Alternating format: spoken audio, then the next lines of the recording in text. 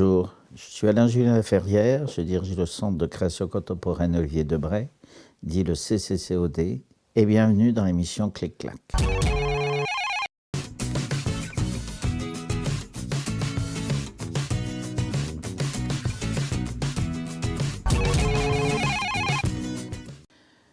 Je ne vois pas très bien ce qu'on peut en dire. Tout ce que je sais, c'est que ça fait un bout de temps qu'ils ont commencé et qu'ils ont l'air en ce moment de se réveiller. On voit les palissades s'installer, on voit les camions progresser sur le chantier.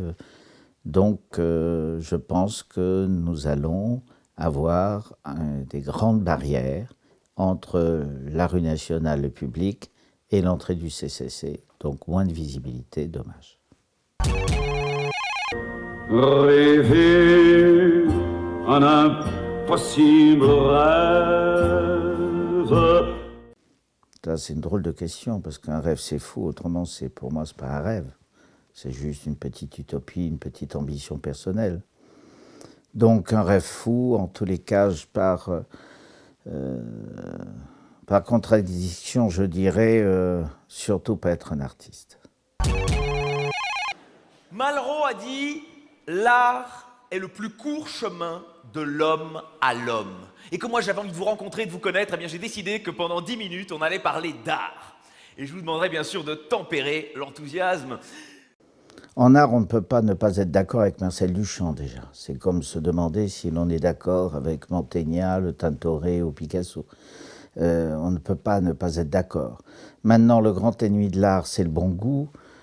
C'est un jeu de mots, à la Duchamp d'ailleurs, qui était surréaliste.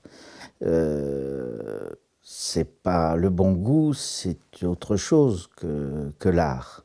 Le bon goût, c'est ce que chacun porte en lui. L'art permet, le cas échéant, de le révéler, mais comme l'art et les points de vue sur l'art changent tout le temps, vous voyez bien que ça commence à être un peu cornélien. Donc je crois que soyons d'accord avec Marcel Duchamp et puis passons à autre chose. Nous te souhaitons un joyeux anniversaire, que t'es tout bon pour l'année entière, beaucoup d'amour et une santé de fer, un joyeux anniversaire. Ça se fait déjà avec, on l'a fait, avec un bon verre de Montlouis, tous ensemble, à la cafétéria du centre.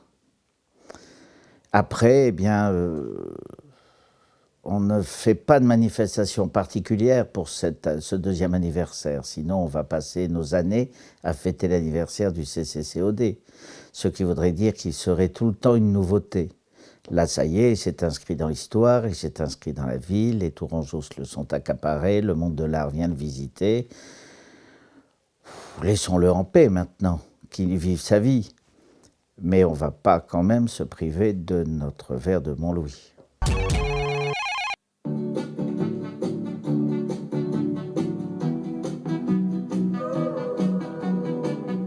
Le concert, la symphonie monotone de Yves Klein. Elle a cela de particulier, c'est qu'il n'y a qu'un ton. Donc ça laisse toute sa place à l'œuvre d'Olivier, qui est une œuvre silencieuse. Il se sent à l'aise partout. Il se fond dans les ambiances, selon les personnes et les situations. C'est un vrai caméléon. Je jouerai bien sur les mots. Les trois qualités, c'est un C et un autre C. Maintenant, ce qu'il reste à voir, c'est le OD après Olivier Debray. Voilà, maintenant, les trois qualités, si l'on veut être plus sérieux, c'est d'abord une très belle programmation. Ensuite, un très bon accueil, pour que les gens soient considérés quand ils arrivent. Et enfin, un bon restaurant. Et déjeuner au CCC, c'est quand même inoubliable. Critique is so limiting and emotionally draining. Je dirais que c'est eux qui choisissent le CCC, c'est pas nous qui les choisissons. Nous, on s'informe au mieux, on passe notre temps et notre vie à regarder, voir, sélectionner, recouper, voir ce qui se fait ailleurs, comment, voilà. Et puis à un moment donné, c'est le bon moment, le bon temps pour un artiste. Mais ça veut dire qu'on le connaît, ça veut dire qu'on a travaillé avec lui, ça veut dire qu'on s'est renseigné, ça veut dire qu'on a fait des choses déjà, où on est dans la relation avec ce dont il parle dans son travail. Donc voilà comment on les choisit. En fait, on ne choisit pas, on n'est pas comme au théâtre, on ne choisit pas un programme avec un grand, un petit, un gros, un conceptuel, machin et tout. Non, on travaille globalement, on est très proche en termes d'information et on travaille avec 40 à 50 artistes sur lesquels on réfléchit, qu'on rencontre, qu'on voit, qu'on analyse. Mais ce n'est pas 40 pour la vie. Ça, là aussi, il y en a qui sortent, il y en a d'autres qui rentrent. Ça ne sert à rien de faire une exposition d'un artiste qui en a 4 dans des institutions pareilles. Il y a des moments où les artistes ont besoin d'une grande exposition. Il y a des moments où des jeunes artistes ont besoin d'un coup de pouce. Non pas comme ça, généreux pour dire « vas-y mon grand, envahis le monde », mais tout simplement parce qu'il y a des étapes à franchir pour les artistes. On est une marche, on essaie de... Voilà. En dehors de ça, le rapport au public, aux spectateurs, par exemple, ne se joue pas dans le choix.